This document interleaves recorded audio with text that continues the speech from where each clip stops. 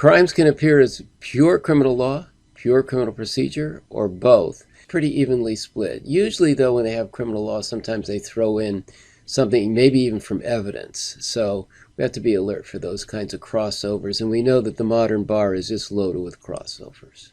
You got to know homicide.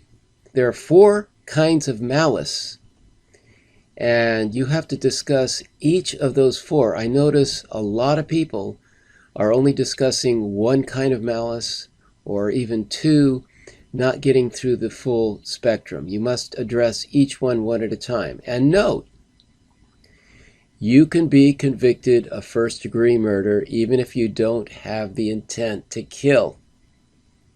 A lot of people get that wrong. I want you, if this doesn't make sense to you or add up, please go back to the lecture that I gave in Power Law and go over it a few times, because that's really going to help you clear that up. It's important, because if you don't clear it up and they test malice and you don't discuss each of the 4 properly, you won't pass that essay.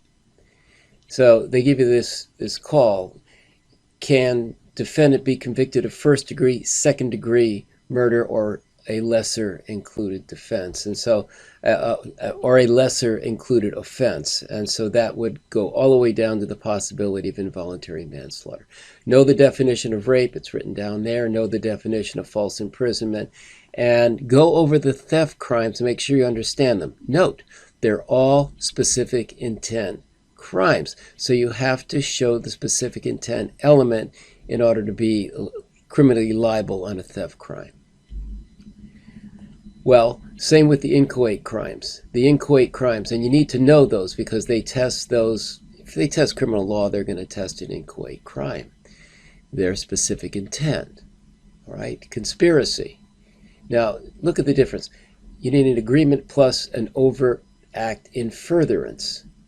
Compare attempt, specific intent plus a substantial step. See, so attempt is a substantial step in furtherance. Conspiracy, just some overt act in furtherance. That's a lesser requirement. Notice on attempt, it's a specific intent crime. You have to show the specific intent to commit the target crime and a substantial step. So watch out for that. Know the doctrine of merger. Lesser merges into the greater. Sometimes, not always. Know when it merges and when it doesn't. That's critical. That'll help you with the MBE as well.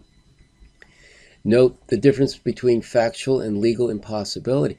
Factual impossibility goes to attempt, and it's not going to be a defense if you can find the specific intent to commit the crime. Once you find the specific intent to commit the crime, factual impossibility will not work as a defense. You need to know that. Versus legal impossibility is, you think what you're doing is against the law, but it's not. Well, they can't convict you of anything based on legal impossibility. Compare that to mistake of fact or mistake of law. Mistake of fact goes to a completed crime to negate the intent element, whereas mistake of law goes to, gee, I didn't think it was against the law. And of course, that's no defense. No self-defense, you can't be the original aggressor. No defense of others, there are 2 theories, no both. Okay, criminal procedure. So what they typically do is they test the 4th Amendment, and there's a motion to suppress. And usually it's a motion to suppress some evidence and then a motion to suppress a confession. So they thereby cover the 4th and the 5th Amendment. So the 4th Amendment goes to searches and seizures. You'll never find a warrant. If there's a warrant, that would be highly unusual and would simplify things, because if they have a warrant, then they just go within the scope of the warrant to make sure they don't exceed the scope of the warrant. All right, so there won't be a warrant. You have to look for an exception. You have to go through all of these exceptions. I'm not going to do it here. These are summarized, and the relevant law that you need, the core that you need, are all in Power Law.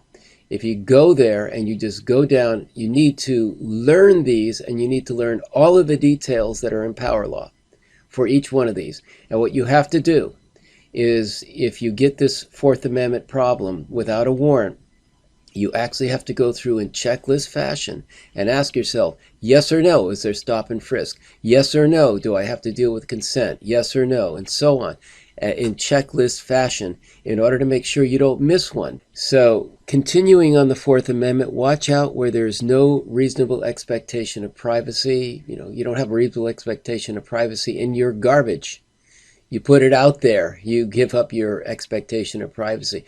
And you don't have an expectation of privacy if you disclaim ownership. So that's why the police will say, is that yours? Well, no, it's not mine. Okay, fine. Now there's no reasonable expectation of privacy.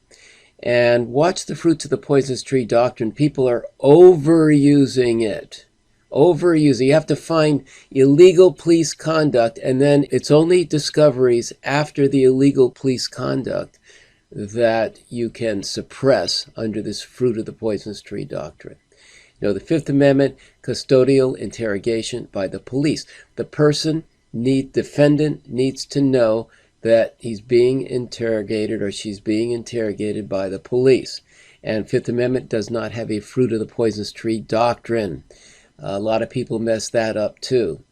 And note when self-incrimination doesn't apply, such as your blood, your hair, and so on, your DNA. You don't have a right to prevent them from looking at your blood.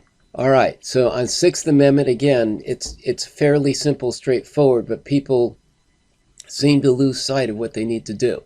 You have to first ask, has the right attached? That's the first thing you want to prove, the right's attached. So if there's a felony or loss of liberty, the right has attached. Secondly, you have to determine, is it a critical stage? So that's usually your post-indictment or your adversarial hearing. So those are where you would be finally beginning your critical stages.